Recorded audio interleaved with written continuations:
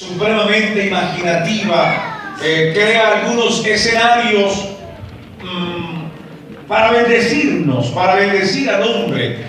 No son escenarios normales, pero los inventa Dios, permítame decirlo así, los inventa Dios para que usted y yo podamos recibir algo de su gracia.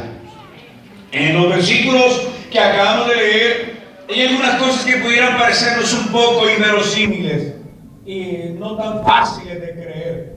Hay que repensarlo para poderlo digerir. Por ejemplo, me llama la atención que la Biblia relate, hermanos, que los bueyes tropiecen. Que tropiece yo es fácil. Que tropiece usted es fácil, porque apenas tenemos 2 pies. Pero que tropiecen los bueyes, si es que los bueyes son una mole de músculos que tienen un paso lento, eso un buey no tropieza. No sé si usted lo había pensado así, pero los bueyes no tropiezan, los bueyes no se resbalan, los bueyes por su característica misma son de un paso lento, pero donde se paran, se paran. Así que no hay manera de que tropiecen. Pero aquí yo veo en la Biblia que unos bueyes tropiezan. Está bien, vamos a crear la hipótesis de que un buey tropiece, pero que tropiecen 2, eso es bastante complicado. Sin embargo, la Biblia dice que eso sucedió. Y por eso yo quiero en esta noche, hermano, que hablemos. Y quiero ponerle un título a la enseñanza en esta noche: Usa debió morir. Usa debió morir. Un poco complicado, pero vamos a verlo como Dios nos ayuda. Usa debió morir. El momento que acabamos de leer se registra, hermano, cuando David está trayendo el arca, trayendo de nuevo el arca a Jerusalén. Y en ese proceso pasa ese momento en que los bueyes tropiezan y David no lo entendió. Bueno, nosotros tampoco lo entendemos si le ponemos un poco de lógica al momento. Que los bueyes tropiezan y un muchacho, que yo pudiera decir que es como cualquiera de estos jóvenes, buenos, consagrados, dignos. Usa no era un mal muchacho. Usa no era el muchacho pervertido. Pues no por malo estaba allí. Al contrario, por muy bueno estaba allí. Su hermano Ayo iba al frente y él iba atrás. Pero cuando ese muchacho observa que los bueyes de una manera increíble tropiezan, él en su temor espiritual y en su santidad no concebía la idea de que el arca fuera a caer. Y extiende sus manos y extendió la mano como usted y yo lo haríamos. Si usted hubiese estado ahí, usted hubiera extendido las manos. O no sé quiénes lo hubieran hecho conmigo, pero yo hubiera extendido las manos porque era que se iba a caer el arca. Y yo no iba a permitir, por lo que significa el arca, yo no iba a permitir que el arca se cayera. Yo extendería las manos también para impedir que se cayeran si algo pudiera ser. Pero lo que no entiendo es la reacción de Dios. Es ahí donde resulta un poco complicado, porque dice que la ira de Dios se encendió y en vez de premiar a Usa, en vez de decir, bravo Usa, tuviste una buena actitud, dice que la ira de Dios se encendió y lo mató en el instante. Entonces como que no entendemos mucho ahí qué pasó. Por eso quiero que hablemos. Usa sí debió morir, porque algunos Usa en esta noche y en este campamento tienen que morir. Dios lo sabe y usted ahora lo va a entender. ¿Sabe que, mi hermano, el arca para el pueblo de Israel no era simplemente una cajita de madera? El arca no se la inventó el pueblo. El arca de facto se la inventó Dios. Fue Dios el que le dijo a Moisés, cuando estaba construyendo el tabernáculo y todo su mobiliario, entre las cosas que le dijo, hazte un arca y le enseñó las medidas, el tamaño, la forma, la estructura, el diseño, todo. Dios le dijo que lo construyera, y entre las cosas que le dijo fue que en esa arca, esa cajita de madera, le significaría al pueblo de Israel nada menos que la presencia de Dios. De tal forma que cuando estuviera el arca, el pueblo entendería que la presencia de Dios estaba ahí. Y según nosotros lo leemos, Éxodo 25, 22, Número 7, 39, encontramos que siempre que el arca estaba, Dios prometía estar en medio del pueblo, en primer lugar, y el pueblo tenía una sensación y tenía la tranquilidad de que la presencia de Dios estaba con ellos. Amén. De tal forma que el pueblo estaba muy seguro, muy tranquilo, mientras la presencia de Dios estuviera con ellos. Está el arca, está la presencia de Dios. No está el arca, no está la presencia de Dios. Y eso entonces para ellos era extremadamente diciente. Por eso, en los grandes momentos de la historia de Israel, el arca estuvo presente. Cuando fueron a cruzar el río Jordán, en aquella oportunidad, ya habían cruzado anteriormente el Mar Rojo, pero ahora tenían que cruzar el río Jordán porque iban avanzando hacia la conquista de la tierra.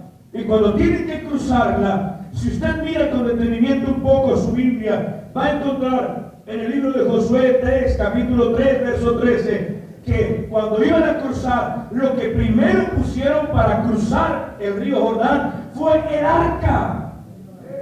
Porque si el arca va adelante, eso es como decir, la presencia de Dios va adelante. Y por eso, cuando el arca comienza a entrar al río, las aguas del río se separan, se forma un muro invisible, de tal forma que tranca todo el caudal del río Jordán, y el pueblo pasa con tranquilidad, porque el arca estaba ahí. Y eso para el pueblo era una gran seguridad. Cuando conquistaron a Jericó, usted lo recuerda, cantamos ese coro de niños, los israelitas. ¿Alguno lo cantó? Bueno, todavía está el conflicto si fueron 7 o fueron 13, pero dejémoslo así. Usted lo resuelve ahora. Las vueltas, 7 o 13. Ahora no se ponga a discutir sobre eso. Pero cuando tuvieron que conquistar Jericó, una de las cosas que tuvieron que hacer es no solamente gritar. El pueblo no solamente tenía que dar vueltas.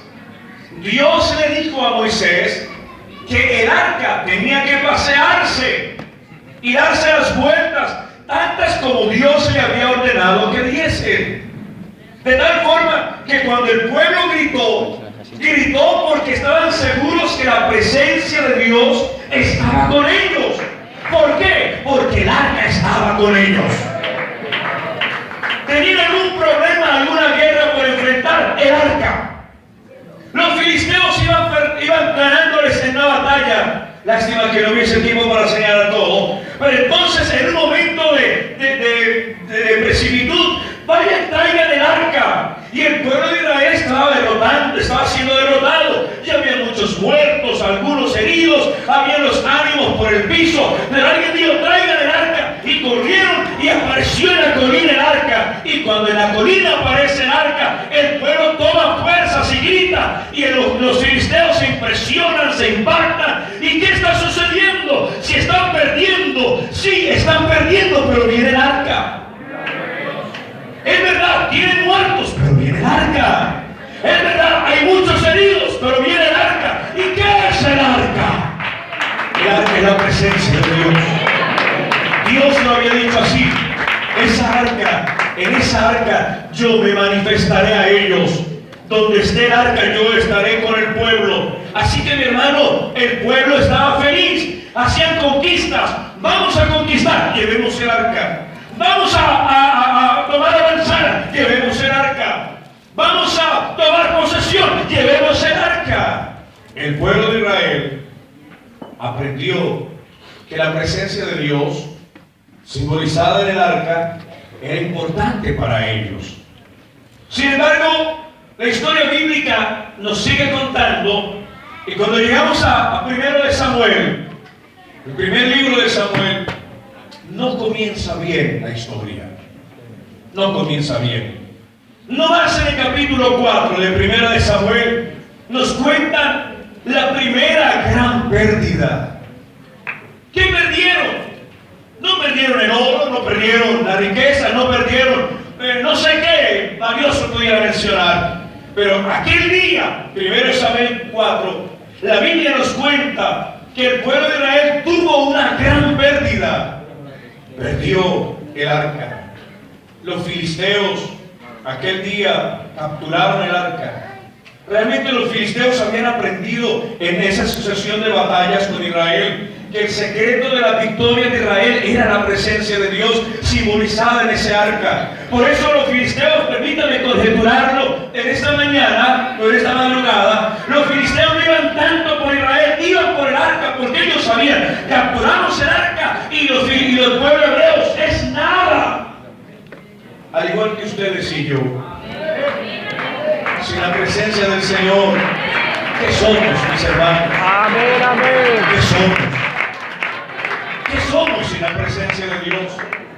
Y los filisteos estaban entonces, ya habían aprendido. Vamos por el arca. E hicieron lo imposible, lucharon, batallaron. Y así nos lo cuenta la palabra de Dios. Es un capítulo ingrato, 1 Samuel 4. Es un capítulo triste. Los filisteos capturan el arca. Y comienza una sucesión de tragedias, de desgracias. Veo yo, hermanos, en el texto que cuando Elí oye la noticia y le dice, y me llama la atención esto, versículos 17 y 18, si alguno está tomando nota, que cuando llega la noticia, Elí, tus hijos, Ofni y Finés, han sido muertos. Hombre, para cualquier padre, que se maten dos o que le maten dos hijos el mismo día es bastante tragedia. Pero el viejo se entristece, el anciano se entristece, pero a renglón seguido le dicen, y el arca también fue capturada.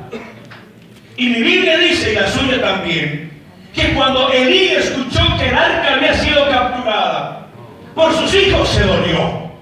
Pero cuando escucha que el arca fue capturada, dice la Biblia que se impresionó, se fue de espaldas, se desnucó y murió aquel día, en ese mismo instante. Porque él, como cualquier hebreo, no concebía la idea de vivir sin el arca. ¿Cómo vamos a vivir sin la presencia de Dios? ¿Cómo vamos a vivir sin la presencia de Dios? Amén. No sabemos vivir sin la presencia de Dios. La razón de ser pueblo es la presencia de Dios. La razón de ser nación es la presencia de Dios. Nosotros no sabemos cómo vivir ni cómo venir sin la presencia de Dios. Nosotros no sabemos cómo comenzar ni cómo terminar sin la presencia de Dios. Por eso cuando Elí escucha que el arca ha sido tomada, él se impresiona y se va de espaldas, se golpea y muere en aquel momento. Y versículo más adelante me dice el texto sagrado que una de sus nueras, la esposa de Finés, uno de los hijos que murieron aquel día trágico para Israel, que había muerto, escuchó que su marido había muerto, y obviamente como toda esposa, y estaba embarazada aquella señora, dice que escuchó y se lamentó. Pero cuando le dijeron, el arca ha sido tomada, no era el tiempo de que naciera su bebé, pero ella se entró en tal angustia, que precipitó el nacimiento de su niño, y muriéndose, nació un bebé. Y las parteras que la atendían le decían, señora, tranquila, tuviste un hijo varón. Y entonces ella dijo, Icabod. Fue lo único que pudo decir, Icabod. Se estaba muriendo. La última palabra que dijo fue Icabod. Y ahí comenzó el Icabod de Israel. Icabod es, el pueblo no tiene gloria. El pueblo no tiene la presencia de Dios. Así que a partir del capítulo 4 y el versículo 22 del 1 de Samuel comienza una segunda página, una triste historia para el pueblo de Israel. Antes del capítulo 4 había un pueblo victorioso, un pueblo conquistador, un pueblo que tenía gallardía, un pueblo que tenía victoria. Le hervía la sangre de su emoción porque tenía el secreto de la victoria: la presencia de Dios. Pasamos la página y después del 1 de Samuel capítulo 4 y el verso 22 comienza una segunda historia. Y es donde la presencia de Dios no está con el pueblo. Cuando la presencia del Señor no está en medio de ellos, comienza una etapa terrible para Israel. Una etapa que es lastimera, porque tienen que empezar a vivir sin la presencia del Señor. Tanto es que el versículo 2 del capítulo 7, si usted no pudiera mirar en su Biblia en esta mañana, volver a resaltarlo para que su casa lo mirara. Dice la Biblia que el pueblo de Israel comenzó esa nueva etapa y empezó a ansiar, a desear la presencia de Dios. Comenzó una etapa de tristeza, comenzó una etapa de añoranza, una etapa de vacío, una etapa sin sabor, una etapa insípida en su vida, una etapa sosa, donde no tiene un sabor verdadero. Y el pueblo, dice el versículo 2, ansiaba, deseaba, anhelaba, y comenzó esa etapa de muchos años donde el pueblo empezó a vivir sin la presencia de Dios. Amén, amén. Es una etapa oscura del pueblo. En esa etapa suceden cosas muy tristes, como por ejemplo, pasaron 20 años, me dice el texto sagrado, 20 años sin el arca, 20 años sin la presencia de Dios. Hay algo que me llama la atención: estaba el sacerdote, pero no estaba la presencia de Dios. Estaba el pueblo, pero no estaba la presencia de Dios. Estaban los cantores, pero no estaba la presencia de Dios.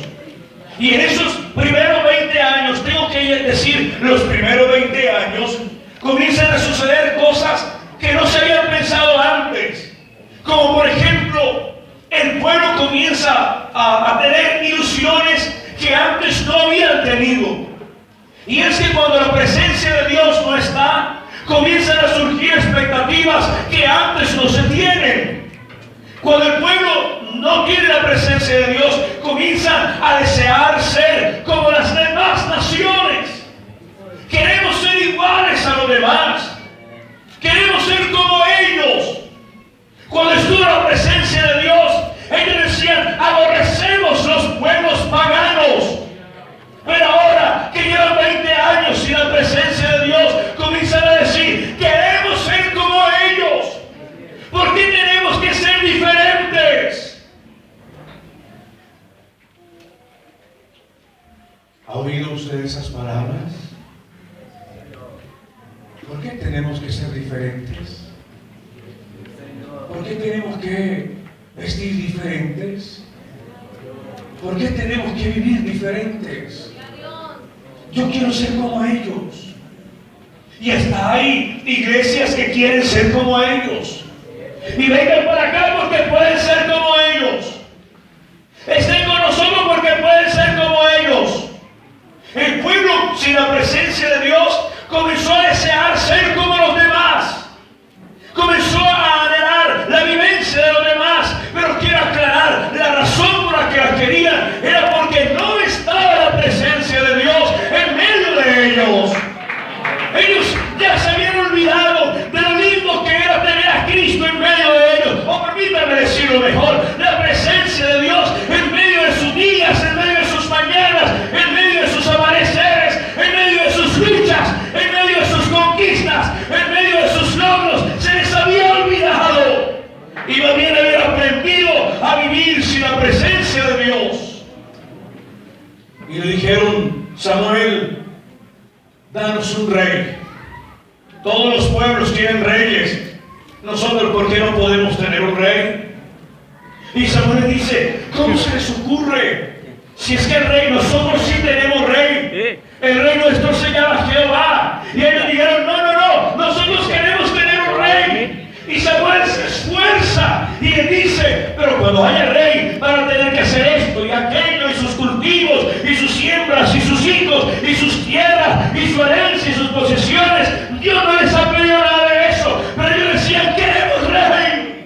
Amén. ¿Por qué quieren rey? Porque todos tienen rey. ¿Pero por qué? Si ustedes tienen un rey que se llama Jehová. Y ellos dicen, no, Jehová es nuestro Dios, pero nosotros queremos un rey. Y miren la ironía, que vaya con nosotros a las batallas y nos dé las victorias. Que vaya con nosotros y pelee las guerras y nosotros conquistemos con nuestro rey. Y Samuel insistió, porque el sacerdote, aunque no había presencia de Dios, el sacerdote se mantenía y luchó hasta que aquella noche Samuel, hablando con Dios en oración, Dios le dice, nómbrales un rey, porque no lo están despreciando a usted, me están despreciando a mí. El arca está por allá olvidada, la presencia de Dios está olvidada. La presencia de Dios está lejos del corazón del pueblo y lo que están haciendo es apenas una reacción natural a lo que es vivir sin la presencia de Dios. Quieren rey, darles un rey, porque no lo están despreciando a usted, me están abandonando a mí, se están olvidando de mí, no se acuerdan de las victorias, no se acuerdan cómo fue que conquistaron, no se acuerdan de cómo con la mano de Josué conquistaron la ciudad de Ai, la ciudad de Jericó, las ciudades y las provincias comarcanas. Se les olvidó. Ellos creen que un hombre le va a dar victoria. Se han olvidado de mí. Dios estaba olvidado por el pueblo porque no tenía el arca. ¿Saben qué, hermanos? Aquí surgen algunas cosas inquietantes.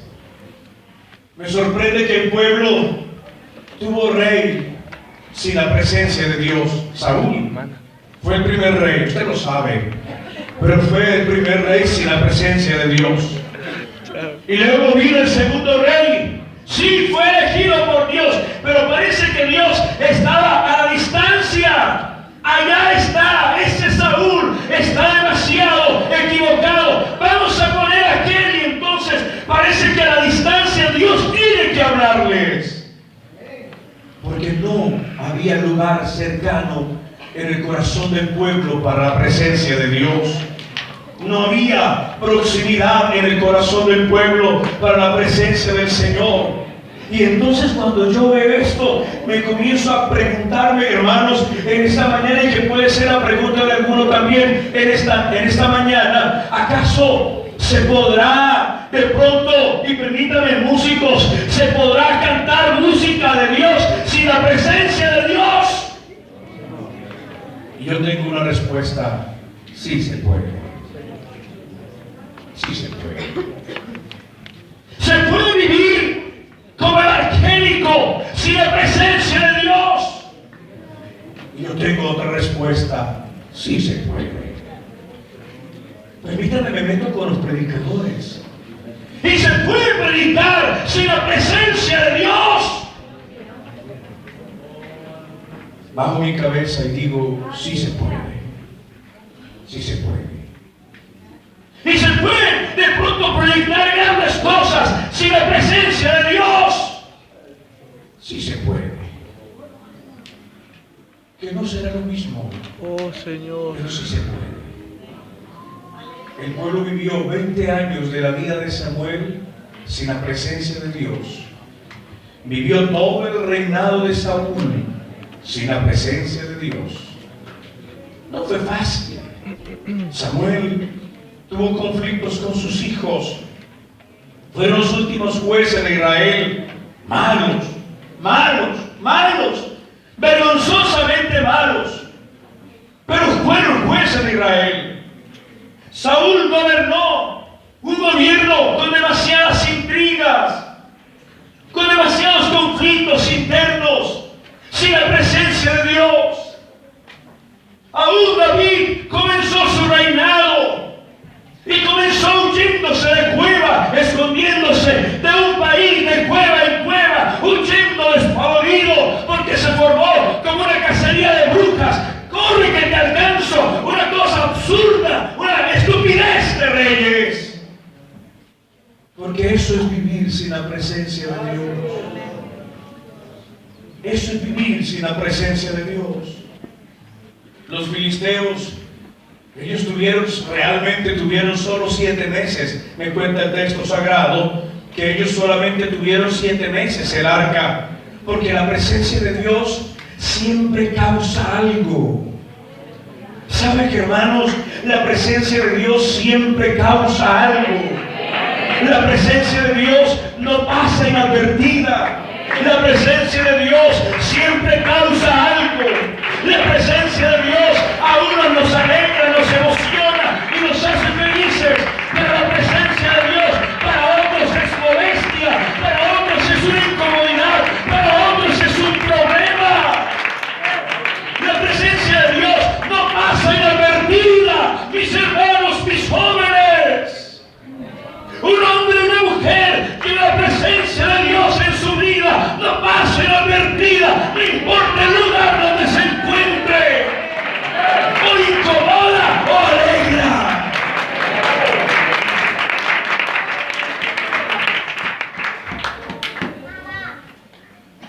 Oh, bendito sea el Señor. Los filisteos solo pudieron tener 7 meses el arca porque les causó un gran problema. Para ellos fue un problema. Se equivocaron, dijeron ellos una vez la capturado, al punto que la devolvieron, y la devolvieron a los de Bet-Semes, me cuenta la Biblia, y luego a los de Abinadab, su hijo, y luego estuvo ahí, pero a la casa de Abinadab quedaba en el lindero. Aquí comienzan los filisteos y aquí comienza Israel. Parece que estaba en el lugar donde nadie lo quiere. Hay jóvenes que les gusta vivir en el lindero de la presencia de Dios. Perdónenme si hasta ahora resulta un poco fuerte que les diga esto, pero hay quienes les gusta vivir en el lindero, en el vértice. Cuando me conviene, entonces salto un poquito a la presencia de Dios, pero cuando no me gusta, entonces salto al lado de los filisteos, y entonces estoy jugando siempre en partida doble, porque me genera una tranquilidad extraña, una tranquilidad realmente pasmosa, incomprensible. Pero así estuvo el pueblo con la presencia de Dios, siempre ahí. Tuvieron ese conflicto, vivieron con ese conflicto, y a mí algo que me resulta supremamente increíble es que el pueblo de Dios vivió tantos años sin la presencia de Dios. El pueblo de Dios vivió tanto tiempo sin la presencia de Dios. Vaya cosa irónica. Sería como decir que la iglesia del Señor viviese sin la presencia del Señor. No se entiende, pero se vive así algunos. No se comprende, pero así viven algunos. De tal manera, mi hermano, que los filisteos devuelven a su manera el arca.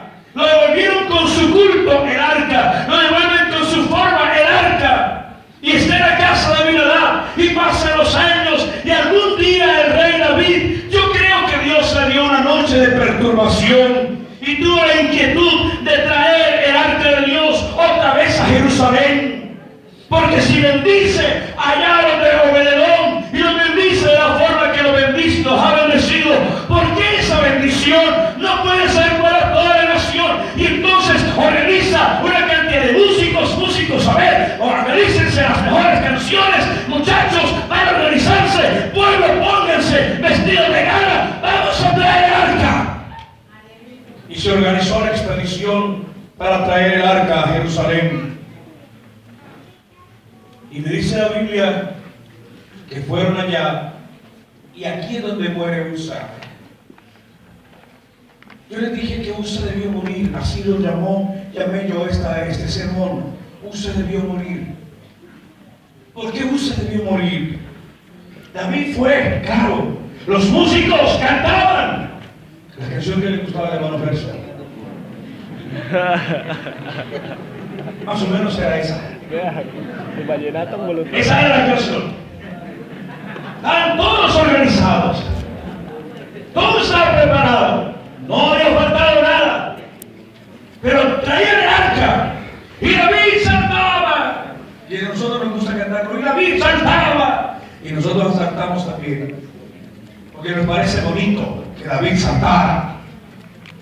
No digo que sea feo, Y tampoco digo que sea malo, pero lo que yo veo es que Dios no lo estaba probando.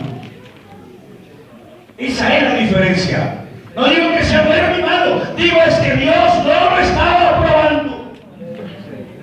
Y esa es la diferencia. Y los músicos cantaban, ¡qué bendición! Y los muchachos saltaban, y el rey con ellos comenzaba, y el pueblo feliz, y llevaban el arca. Pero ¿cómo traían el arca? Y ese es un problema que Dios nos ayudase a corregirlo.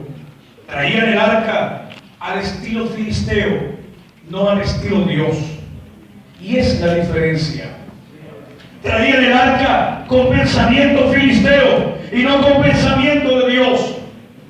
Dios jamás, jamás, jamás había dicho que trajeran el arca en hombro de bueyes. Jamás, jamás, jamás. Claro, traerlo a hombro de bueyes es impresionante, es llamativo, es un espectáculo. Pero sume además que los filisteos habían llenado alrededor del arca, en ese lomo de los bueyes, habían llenado con una cantidad de tumores de oro, de formas, todos de oro. Así que era impresionante el brillo del sol, el reflejo del sol sobre el oro, el lomo de bueyes, el arca. ¡Oh, qué cosa tan impresionante! Pero ese es el estilo filisteo. Así es. No es el estilo de Dios. ¿Quién recomendó que trajera el arca así? ¿Sabe quiénes fueron los que dijeron que pusiera el arca de Dios sobre el lomo de bueyes? Los brujos filisteos. ¡Oh, qué espectacular! Pero nació de los brujos filisteos. ¡Qué impresionante! Pero nació de los brujos filisteos. ¡Qué cosa tan linda! Pero nació de los brujos filisteos. Y cuando venían, Dios se desagrada de eso. Y entonces Dios tiene un problema. ¿Cómo le hago entender al pueblo que así no es? Y de pronto consulta al otro. ¿Cómo, pastores, cómo les hago entender al pueblo que no es así? Estoy queriendo llegar a Jerusalén. Dios, permítame decirlo así, se movía de ganas por llegar a Jerusalén. Dios estaba que quería bendecir al pueblo. Pero ¿cómo hago para decirles que no es así?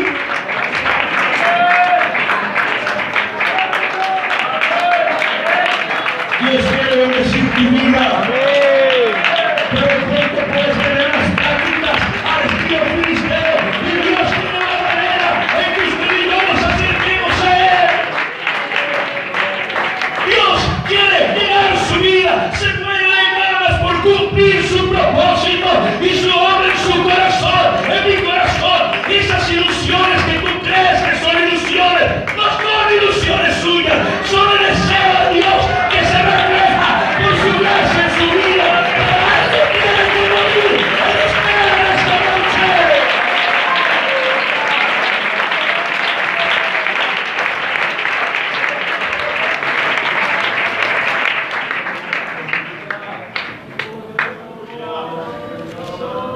¡Aleluya!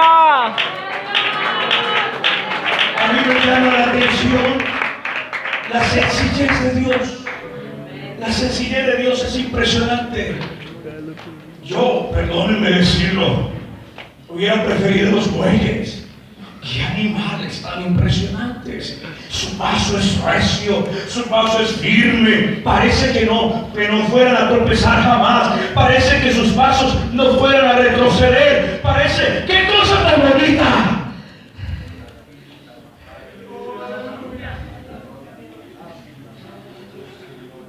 Pero Dios quiere hacerlos tropezar. Los que no tropiezan, Dios quiere hacerlos tropezar. Los de paso firme van a trastabillar y van a tropezar y se van a caer, porque Dios tiene una manera en que el pueblo, su pueblo, Dios tiene una manera en que la nación, su nación, Dios tiene una manera en que el hombre, su hombre, ustedes y yo, que somos de Él, lo adoremos, nos acerquemos a Él. El arca, Dios no lo quiere sobre lomos de bueyes, Dios lo quiere en los hombros de hombres y mujeres que se han santificado para llevarse de su gloria.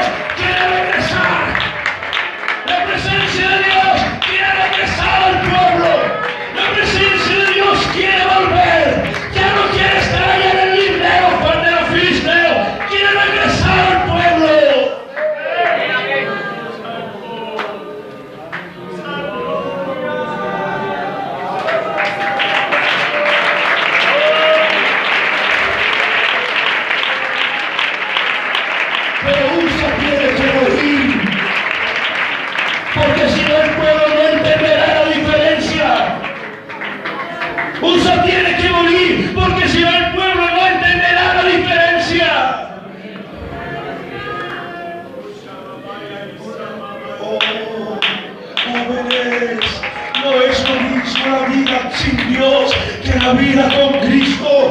Puede ser usted muy evangélico, pero Cristo quiere llenar su corazón.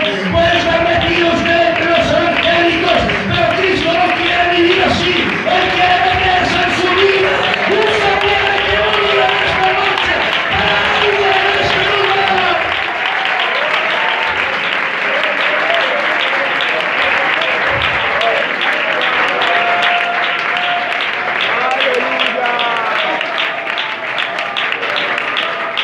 Santo es el Señor, Santo es el Señor, Santo es el Señor. Los bueyes son impresionantes. La cantidad de oro alrededor es algo impresionante. Pero Dios prefiere la canción sencilla de un hombre o una mujer que se dediquen a adorarlo a Él con todo su corazón y que se deleiten en su palabra y que se gocen en su presencia y que le amen y que le adoren. Eso es lo que ama Dios. Dios no quiere tanto espectáculo. Dios no ama cosas impresionantes. Dios habita en ese corazón contrito, en ese corazón humillado. David se atreve a decir que el que se contrita y se humilla, Dios no lo despreciará. No lo despreciará.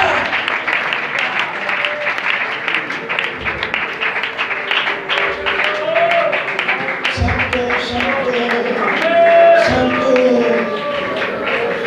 Tienes que vivir con la presencia de Dios en tu vida. Salga de ser un evangélico. Usted tiene que vivir con la presencia de Dios en su vida. Deje de ser simplemente un pentecostal. Usted tiene que vivir con la presencia de Dios adentro suyo.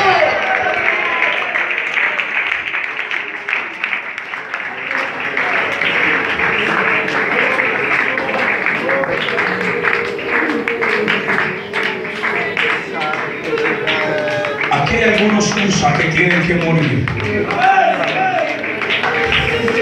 Aquí hay algunos USA que están muriendo ya.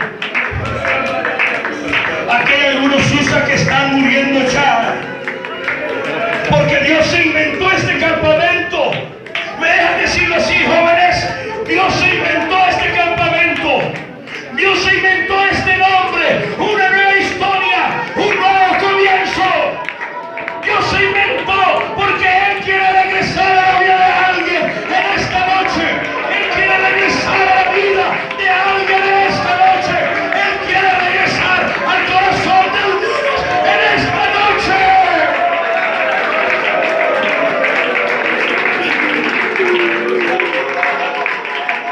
Santo, santo, santo, santo Dios, santo Dios, santo Dios, santo Dios.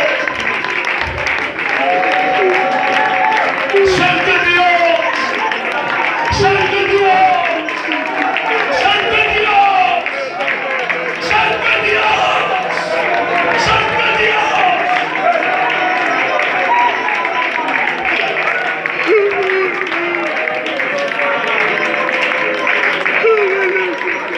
Dios ama el poder tomar la vida de alguien en esta noche y tomar su boca otra vez.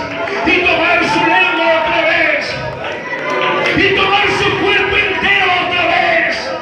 E invadirlo con su gloria. Y empezar a probarlo y a bautizarlo con su Espíritu Santo. A invadirlo con su presencia. Que no cree nada, nada, nada. Que no esté tocado, tomado, absorbido por la gloria de Jesucristo.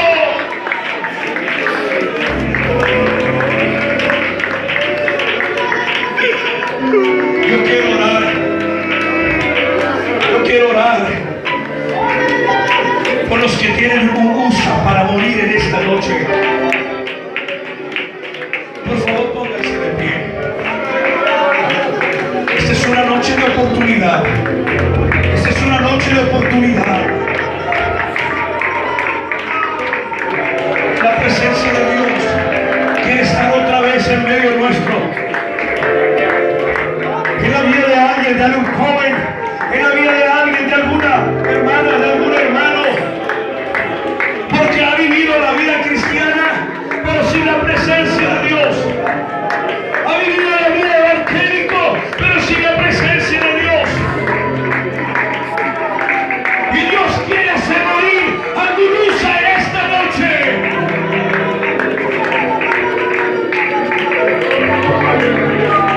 Ya no hay espacio para venir aquí al altar, pero los que están allá, por favor, levanten sus manos al reino de los cielos.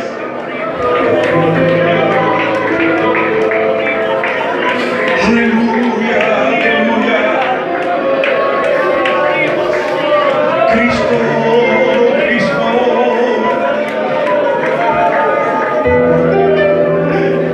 Hay una presencia de Dios que quiere volver a la vida de alguien. Hay una presencia de Dios que quiere volver a la vida de alguien. Hay un deseo del cielo por volver a la vida de alguien.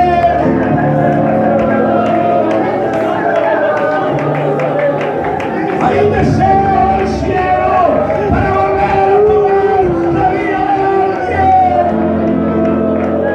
De un joven, de alguna joven. Y Dios ha inventado este campamento para volver a tomar la vida de alguien.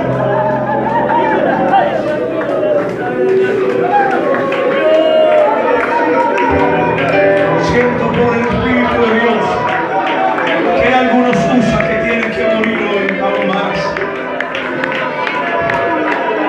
Dios está haciendo tropezar los bueyes. Dios está haciendo perturbar su normalidad. Dios está perturbando su tranquilidad. Dios está perturbando sus costumbres. Dios está perturbando lo que parecía que no cambiaría. Dios está perturbando lo que parecía que siempre sería igual. Dios está perturbando lo que parecía que nunca dejaría de ser. Dios está haciendo tropezar los bueyes de alguien en esta noche. Déjalo, déjalo, déjalo, déjalo, déjalo, déjalo, déjalo. Es Dios el que está haciendo la obra. Permite que Dios te quebrante. Permite que Dios te quebrante. Permite que Dios te quebrante.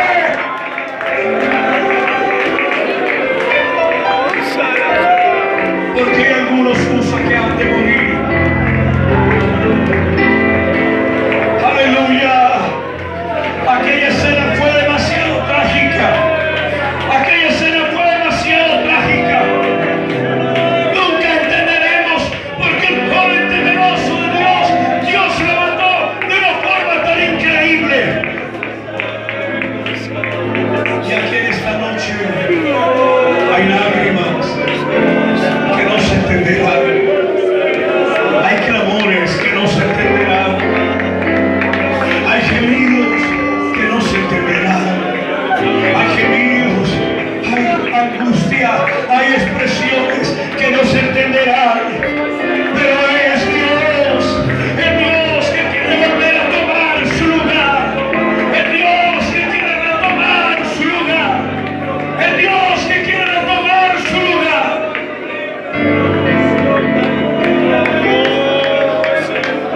Hermano, permítame atreverme a decirle esto. ¿Conoce usted de algún hermano que hay un luz en su vida que debe morir? ¿Se atrevería a ir hasta su lugar y traerlo aquí, al lugar de la presencia de Dios? Quizá abrácelo, tómelo y tráigalo, porque la presencia de Dios ha de volver. La presencia de Dios tiene que regresar. Aleluya. Dios quiere volver a tomar su lugar. Y si no lo traen, venga usted. Porque Dios puede bautizar a alguien con su espíritu. Porque Dios quiere comenzar a limpiar el lugar que a él le pertenece en su corazón. Dios quiere limpiar el lugar que es de él, el corazón suyo, en esta madrugada. Usa tiene que morir, porque Cristo va a tomar su lugar en este momento.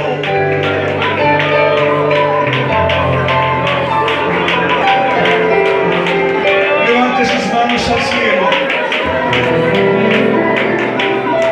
porque alguien está viniendo aquí al altar. Porque alguien está viniendo. Aleluya. Esto no es para vergüenza de nadie. Esto es para vida de muchos. Esto no es para que alguien se acompleje ni sienta pena. Esto es para esperanza de muchos. Gloria a Dios. Iglesia, levante sus manos y no paren de orar. No paren de orar. No paren de clamar, iglesia.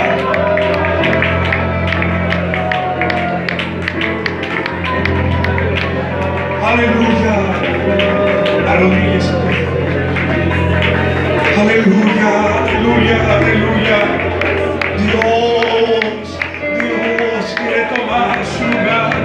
Su corazón es de Él, su vida es de Él, sus labios son de Él, su pensamiento es de Él. Aleluya, aleluya. Dios va a tomar su lugar. Iglesia, no paren de orar. Dios está haciendo una obra hermosa, hermosa.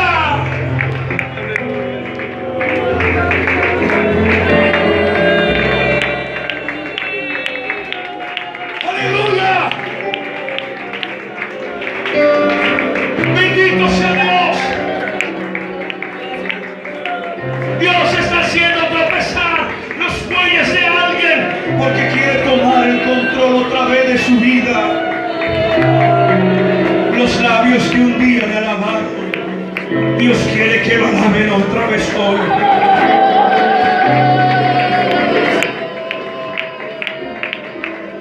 El corazón que algún día le sintió, Dios quiere que lo sienta otra vez hoy. Aleluya. Las palmas que un día se oyeron para exaltarlo a Él, Dios quiere tomarlas otra vez hoy. Aleluya. Dios no ha abandonado su vida ni a su pueblo.